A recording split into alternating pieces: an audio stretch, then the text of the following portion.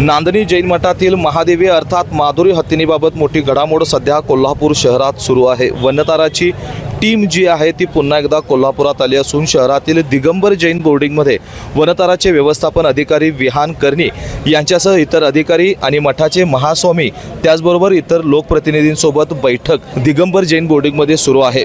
आज मुख्यमंत्री देवेंद्र फडणवीस यांच्याशी वनताराची टीम भेटली होती। यावेळी मठ आणि राज्य सरकार यांच्या वतीने सर्वोच्च न्यायालयात दाखल केली जाणारी रिट याचिकेमध्ये आम्हीही सहभागी होऊ। त्याचबरोबर नांदणी इथं महादेवी हत्तीनीसाठी वनताराप्रमाणेच एक पुनर्वसन केंद्र उभारण्याची तयारी वनतारा टीमने दाखवली होती। त्यानुसार या विषयाचे पत्र घेऊन वनताराची टीम पुन्हा एकदा कोल्हापुरात दाखल झाली असून दिगंबर जैन बोर्डिंगमध्ये गोपनीय बैठक सुरू आहे।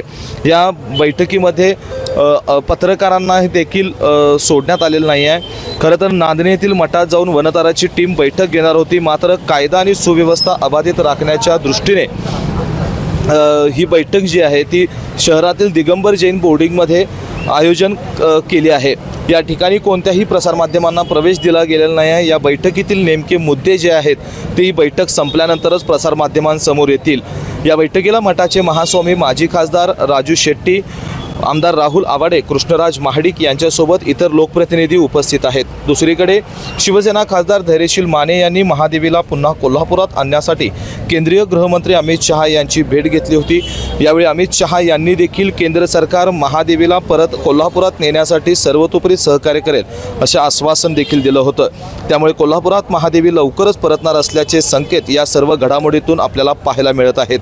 बाळ, फ्रीजमधून श्रीखंड काढ ना। आम्ही पूर्वी घरीच बनवायचो श्रीखंड, त्याची चवच वेगळी होती। आता काय सगळं रेडीमेड।